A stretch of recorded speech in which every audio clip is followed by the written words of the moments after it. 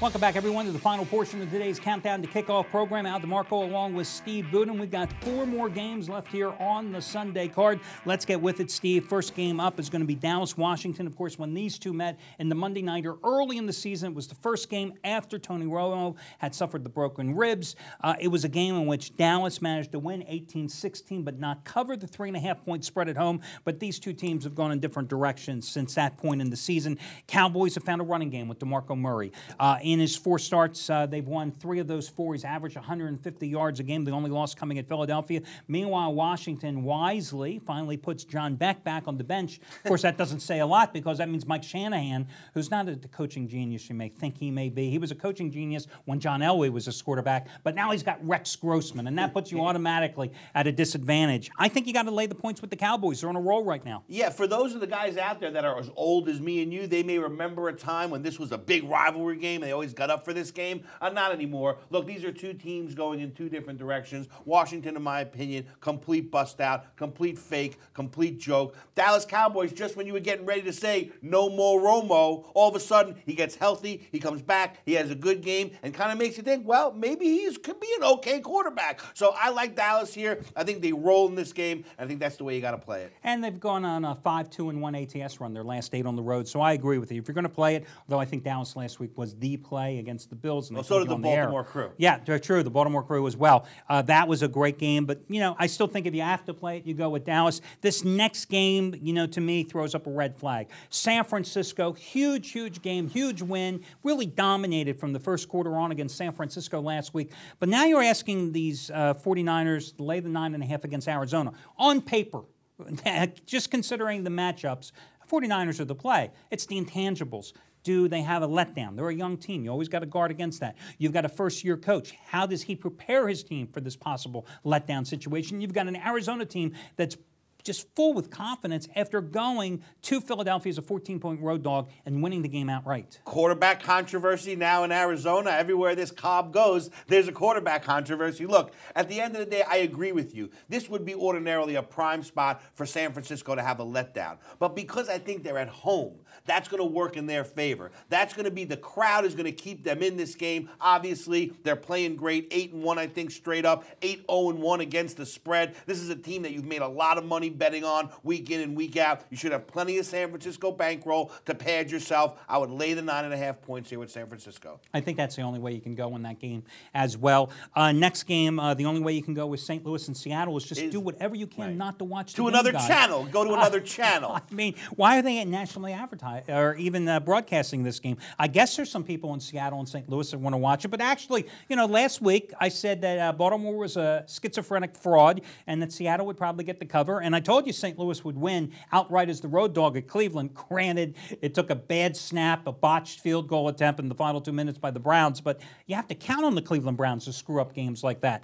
And that will really endear us to all the Cleveland fans watching us on Sports Time Ohio. But this St. Louis team, I mean, they're a different team now that they're getting healthier offensively. Steven Jackson, 3 straight games over 100 yards. When Jackson is healthy, Sam Bradford's a better quarterback with or without quality receivers, and that's why I like St. Louis here, even though you know, the Seattle team has done very well in this series, winning and covering 7 of the last 8. Yeah, well, the difference is in the beginning of the season, before we started, St. Louis was a team that was picked by a lot of experts to actually make some noise this year. No one gave Seattle a chance, and rightfully so. I don't ever bet Seattle on the road. To me, they're just not a good team when they get outside of Seattle. In Seattle, if they can get an early lead, get the confidence going, get the crowd in the game, they can do great things. That just doesn't happen for them on the road. I think this is an easy game to play. It's not a fun game to watch, but hey, if you bet enough money on it, it could be the Super Bowl for you. I would bet the Rams here. Okay, I agree with you 100%. Rams are the play. Last game on today's docket is going to be the Sunday Nighter. The Giants and Philadelphia. We have had a string of great Sunday night pairings, not necessarily great games, compared to the Monday night games. I mean, this week, New England and Kansas City, might as well watch and bet the Sunday night game. Would be remiss if I didn't point out your Baltimore Crew, 32-15 the past 4 years combined. Last week, 25-dime winner on Dallas. 2 weeks ago, 50-dime winner, Giants outright over the Patriots. This is their Sunday night game of the year. It's an interesting game. The Giants, of course, took the wood to Philadelphia earlier this season in Philly when people thought the Eagles were a good team. Now, you've got a Philadelphia team that really has dominated the series and a must-win situation after a fourth quarter collapse. Fifth time they've choked in the fourth quarter this year and given up a lead at home against Arizona, against a Giants team that is coming back cross-country after two tough road games, the win, upset at New England, the loss at San Francisco. This is not an easy spot for either one of these teams. It really isn't. But, I mean, Andy Reid, 13 or 12 years now, the only thing he's been able to consistently do over that term is keep his weight up of about 500 pounds. Look, at the end of the day, the Giants, I love betting the Giants coming off of a loss. To me, that's great. And when you can get them at home in the same situation, even better. So I really like the Giants here. I think this is a great spot for them in Philly. I just don't trust them. Well, you got Michael Vick playing with the broken ribs. You've got a Giants pass defense that's generated 30 sacks this season. They're going to be coming for blood. Exactly. And when you take that element of Vick running around out there out of the equation for Philadelphia, you don't have much of an offense. And, you know, what really surprised me last week against Arizona is Andy Reid, as he often does because he's this West Coast disciple, after 2 straight weeks where the NFL's leading rusher, Shady McCoy, has just been a terror on the field. Last week, he can't even touch the ball. He gets 14 carries for 81 yards, so he's productive. 14 carries? Why isn't the guy getting 25 carries? And this is a game that they've got to run McCoy because the Giants are very soft defensively against the run, giving up 4.6 yards per carry.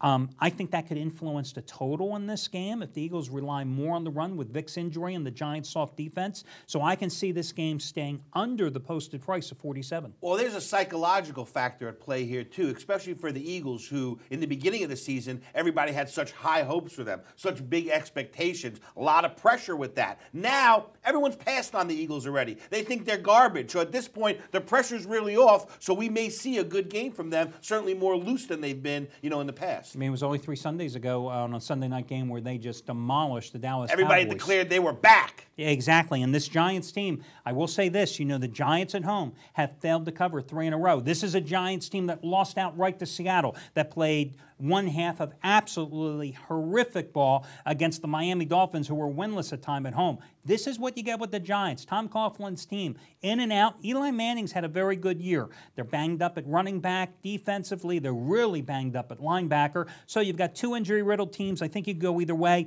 I like the under. You lean a little toward the Giants. Yep. But it really doesn't matter what you think. No offense, but it's your Baltimore crew. They're 32-15 over the past 4 years. Whatever they say, I'm with them as well. Hey, guys, that'll do it for this week's edition of the Countdown, the Kickoff Show. Remember, here on the site, click on the ad for this week's fantasy football contest. Remember, it's limited to 100 entrants. It costs you $11 to enter the contest, but the stakes are phenomenal in this contest.